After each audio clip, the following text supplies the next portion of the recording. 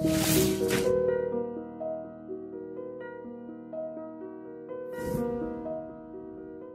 this is Ram Gopal Verma and congratulations to iDream for reaching 1 million subscribers. నమస్కారం హనుమంతరావు గారు. ఇవాళ తెలంగాణ ఆవిర్భవించి 3 సంవత్సరాలు అయింది. నిన్న మొన్న మనం చూసాము, మీరు సంగారెడ్డిలో బ్రహ్మాండమైనటువంటి సభ జరిపారు. కానీ at the same time Telangana ప్రభుత్వం ఇచ్చినటువంటి ప్రకటనలో చూస్తే తెలంగాణ ప్రభుత్వాన్ని ప్రశంసించడానికి ప్రతి ఒక్కరికి ఒక కారణం ఉంది అని అంటున్నారు. మీకు ఒక్క కారణం కూడా కనబడతలేదా? చూడండి, తెలంగాణ 3 సంవత్సరాల్లో బేసికల్ ఏమొస్తుంది, ఎన్నికల ముందు వాగ్దానాలు ఏం చేశారు, ప్రజలకు ఏ వాగ్దానాలు చేసి ఓట్లు తీసుకున్నారు, దాన్ని అపోజిషన్గా మా డ్యూటీ అది. ఎన్నికల్లో ప్రామిస్ చేసినటువంటి ఏవైతే ప్రజలకు ఇచ్చిన హామీలు నిలబెట్టుకోవాలనేది అపోజిషన్ పని. దానికి ముఖ్యమంత్రి గారు ఏమంటారంటే, నేను అప్పుడు చెప్పాను, అప్పటి సంగతి వేరు, ఇవాళ సంగతి వేరు. ఆనాడు ఆందోళనను ఏమన్నాడు, తెలంగాణ వాళ్ళే జాగో, ఆంధ్ర వాళ్ళే బాగు అన్నాడు. ఇవాళ ఏమంటుండు, ఆనాడు ఉద్యమం ఉన్నది కాబట్టి నేను అన్నాను, ఆనాడు ఎన్నికలు ఉన్నాయి కాబట్టి నేను ప్రజలకు ఏది ఆచరణ సాధించినటువంటి హామీలు కూడా ఇవ్వడం జరిగింది. నేనేమంటున్నామంటే, కాంగ్రెస్ పార్టీ ఏమంటుందంటే, తెలంగాణ ఎవరి గురించి వస్తుందన్నాము, బడుగు బలహీన వర్గాల వారికి తెలంగాణ కావాలనే ఆవేదన.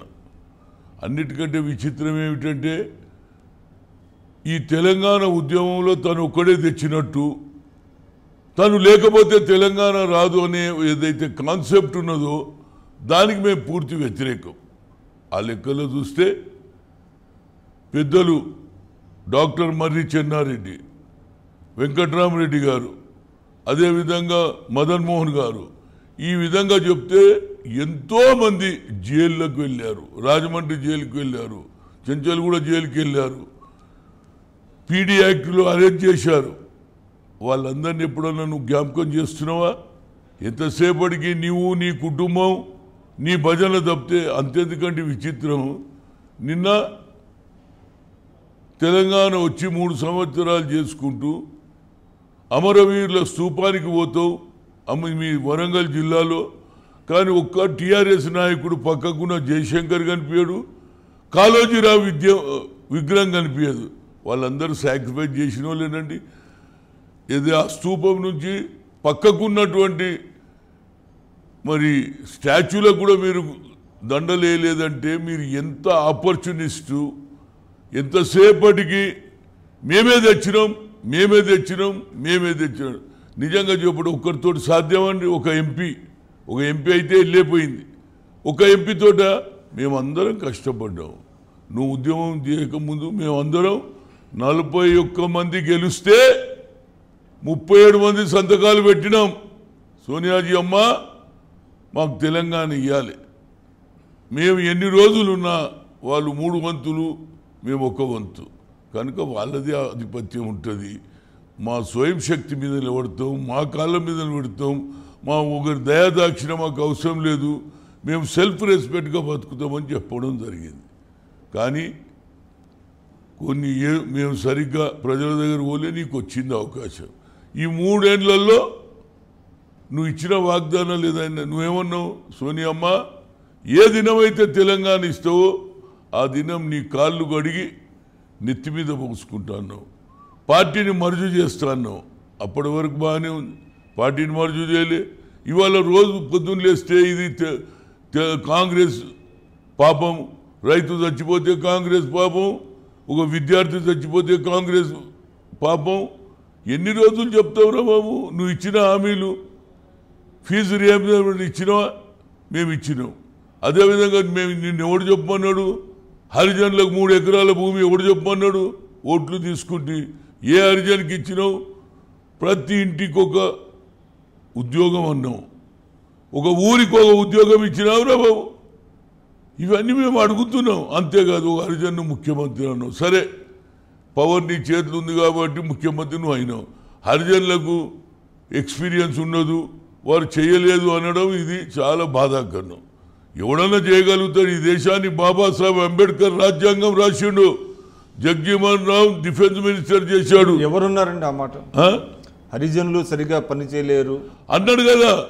ఎప్పుడైతే ముఖ్యమంత్రి అయినప్పుడు నువ్వు హరిజన్ ఎందుకు చేయలేదంటే ఎక్స్పీరియన్స్ కావాలి, కనుక ఆ ఎక్స్పీరియన్స్ లేదు కాబట్టి నేను అయినా అని చెప్పాడు. ఎక్స్పీరియన్స్ ఎవరికైనా అవకాశం ఇస్తే ఎవడన్నా అవుతాడండి? అది అన్నీ చెప్పి ఇవాళ నిన్నగాక మొన్న మా బాధ ఏంటంటే వరంగల్ మీటింగ్లో 27 నాడు ఏమన్నాడు తెలుసా? రైతులు పిడికిలు కట్టండి,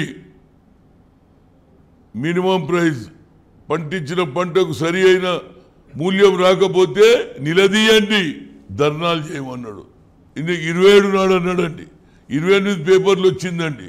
28 నాడు రైతులు, మిర్చి రైతులు లాస్ట్ ఇయర్ 12,000 వచ్చింది క్వింటల్కు, ఈసారి 3,000 కూడా వస్తలేదే అని బాధతో ఉంటే వాళ్ళు అడిగితే వాళ్ళని ఎందులో పెడతాడు?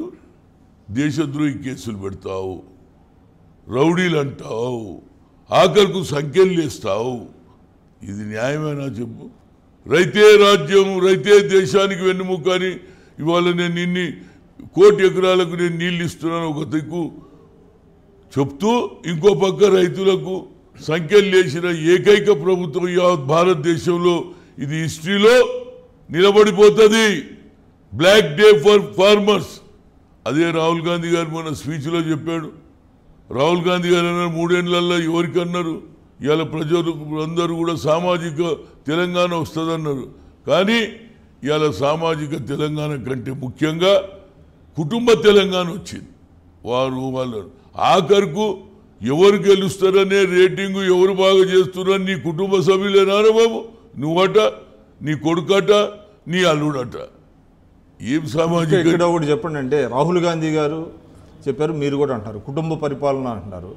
కానీ కేటీఆర్ గారు ఏమన్నారంటే అసలు కాంగ్రెస్కి నైతిక హక్కు ఉందా? ఇది ఒక మిలీనియం జోక్, ఇది ఒక కామెడీ. ఎందుకంటే నెహ్రూ గారు, ఇందిరాగాంధీ గారు, రాజీవ్ గాంధీ గారు, తర్వాత సోనియా గాంధీ గారు, సంజయ్ గాంధీ గారు, ప్రస్తుతం రాహుల్ గాంధీ గారు. సో ఒక వంశ పారంపర్యత అనేది కాంగ్రెస్ పార్టీ రాజకీయాల నుంచి వచ్చింది. అటువంటిది మమ్మల్ని ఏ విధంగా కుటుంబ పరిపాలన అంటారనేటువంటిది ఆయన అంటున్నారు. అనేది ఏమున్నదండి అంటము? నువ్వు ఏ సాక్రిఫైస్ చేసినావురా బాబు? నీ కుటుంబం ఏం సాక్రిఫైస్ చేసింది? దేశ స్వాతంత్రానికి ఆ కుటుంబం పనిచేసింది.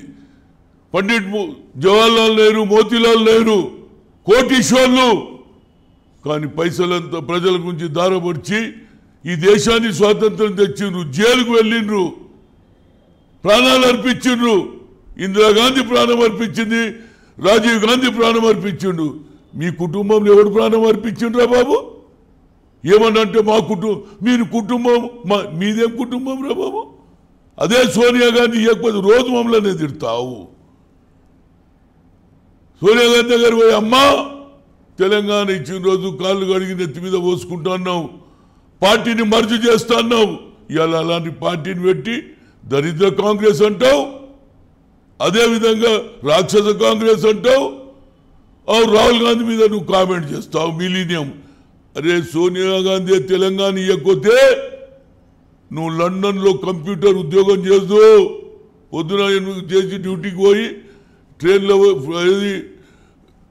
ట్రైన్లలో పోయి మోటార్లో పోయి ఉద్యోగం చేసి వచ్చావు. అటువంటిది ఇవాళ అదృష్టం కలిసి వస్తే మీ కుటుంబం పరిపాలన చేస్తుంది.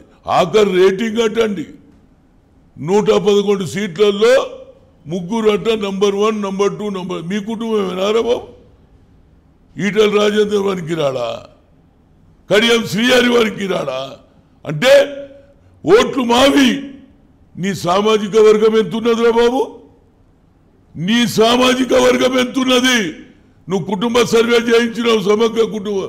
అందరికంటే మెజార్టీ బీసీలు, ఆ తర్వాత ఎస్సీలు, మైనార్టీ ఉంటే వాళ్ళ గురించి నువ్వేమన్నా అంటున్నావా?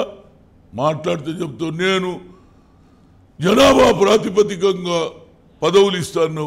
మరి నీ జనాభా ఎంత, మీ పదవులు ఎంత? ఇంకో ఆయన జూబుడి కృష్ణారావు, అదేవిధంగా నీ బిడ్డే, అంటే 5 అనండి. చాలా ఇది అన్యాయం అండి. ప్రజలు గమనిస్తున్నారు. నువ్వు ఏదో ప్రెస్ చేతులు ఉన్నది, మీడియాకు అడ్వర్టైజ్మెంట్లో నువ్వు ఏమైనా చెప్పుకో కానీ ప్రజలు గమనిస్తుర్రా బాబు. నేను మీ లాస్యాని. Hello everybody, this is me Noel. 1 million subscribers reach అయిన శుభతరుణంలో నా శుభాకాంక్షలు తెలియజేస్తున్నాను. iDream 1 million subscribers కి రీచ్ అయ్యిందండి. Congrats to iDream Media on reaching 1 million subscribers. iDream Media on 1 million subscribers reach Islamco. All the best and congratulations to you. Congrats iDream. Keep up the good work and continue to entertain.